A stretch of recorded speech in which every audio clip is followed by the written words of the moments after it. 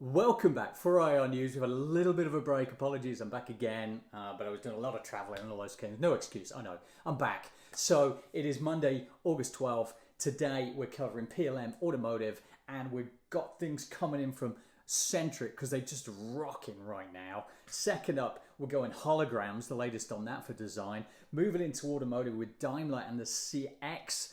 Brits seem to be very slow to get the electric vehicle infrastructure going, and a little bit of a Cannonball Run thing going on.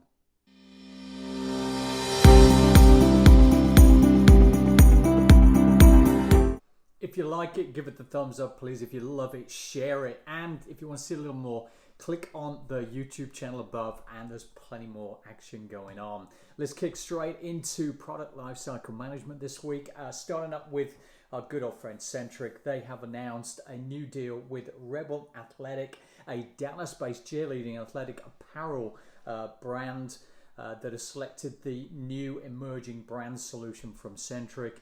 They started back in 2013 with a simple goal. The goal was to provide the best cheerleading uniforms in the world. They've gone on since then. They've probably achieved that, I'm not sure. Providing a full line of custom apparel, accessories for schools, professional sports, and all-star cheerleading teams, as well as gymnastics and dance teams. And yet another deal from Centric, this time with Four Hands, a leading designer and global importer of trend-setting lifestyle home furnishings. Four Hands were founded in 1996 out of Austin, Texas, and have gradually grown to be amongst and offering to some of the top retailers creating home furnishings across various categories. You'll see them in places like West Elm, Crate and Barrel, Restoration Hardware, among several others. Well done again, Centric. 2 deals in the last week. They just keep rolling. Next up, some new cool stuff, which is the Looking Glass Factory's standalone holographic display launching. It's actually been around a little while, but the new thing is that it really does stand alone.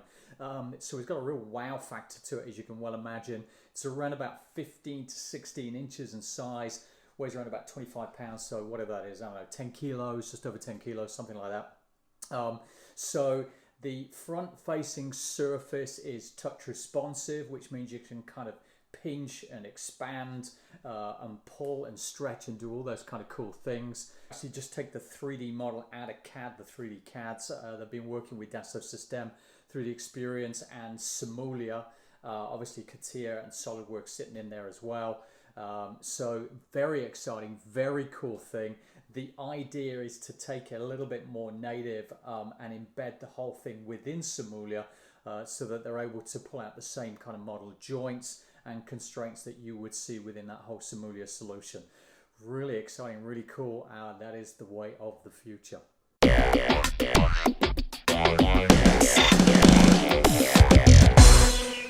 So yes, we're straight into automotive, a little quiet on smart manufacturing since Friday, and so automotive has been, as usual, very, very active, been an incredible sector right now. We're going straight in with Daimler Trucks, which has created its own customer experience division. This is rolled off the back of an annual event that started in 2017, which they called it the creation of a customer experience day, which is now an annualized event. It's the opportunity to bring all those customers together, get feedback, get collaboration going, along with their employees and designers. They have now brought that the DTNA, so it's the Daimler Truck North America organization, has created the new customer experience division, headed up by a guy who's just been around for 30, 40 years within Daimler, really from bottom all the way through, really understood every element of the business.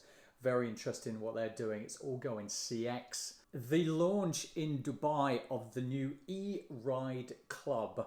This is the largest light EV portal officially launched, I believe, in the world right now.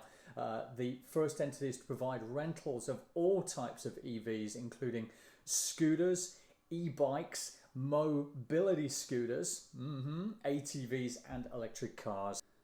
So apparently in the UK, Automotive Retail is taking very much a wait and see approach to electric vehicle infrastructure.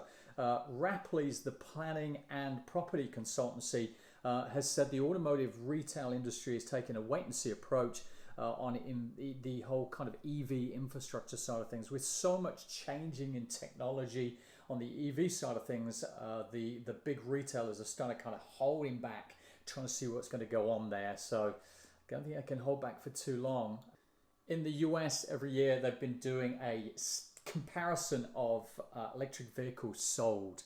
The big elephant in the EV room is, of course, Tesla's Model 3, which has sold 67% of US electric vehicle sales, according to the second quarter of this year. Amazing. I'm also looking at number 2 is the Tesla Model S. Number 3 is the Tesla Model X. And then there's the Chevy Bolt. But the difference is ridiculous. I don't know if you can see that, but that long line over there is the Model 3. And the next 3 are all Teslas. And then you get into kind of Chevy EV. That's just ridiculous dominance. They just start taking it over, aren't they, really? Let's see where the rest come in the next few years. And then lastly, for today is back in middle of July, a family from Switzerland broke the US record for the fastest cross-country trip in an electric vehicle, aka the Cannonball Run. Goes from New York to California, and they did it in a Tesla Model 3, funnily enough, in just 48 hours and 10 minutes. Little did they know, however, that the record will get broken again 3 weeks later. That kind of sucks, doesn't it? But anyway, the story goes, Lars Thompson, he bought a Model 3 in 2018, imported it right back to Switzerland, where they come from. Then they decided he had this great idea. Let's go for a vacation, honey, to the US. We're going to do the Cannonball Run. She didn't think that was a very good idea. She actually said, that's not my idea of vacation at all. But he eventually wore her down. And at the same time, his daughter, Robin, had just passed her driving test as well. So she was well up for it. They set off, they broke it open, they did the record with the aid of Tesla's Navigate on Autopilot. You know, that one where you kind of sit there and it will actually take over, so you can kind of fold your arms. It sits there. If somebody's slow, it will overtake, it'll go out. And they were using this frequently, and it apparently worked really well for them. That's good. So autonomous vehicles, hallelujah, are coming. That is it. PLM Automotive complete for today. See you probably tomorrow.